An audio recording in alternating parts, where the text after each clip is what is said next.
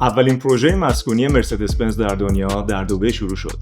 واحدهای پریمیوم از برند خودروسازی آلمانی مرسدس بنز و سازنده به نام بنغاتی. این مجتمع مسکونی در منطقه میدان واقع شده. 12 برج به سبک مرسدس بنز به همراه خیابان‌های تجاری، پارک‌ها و تمام زیرساخت‌های لازم زندگی.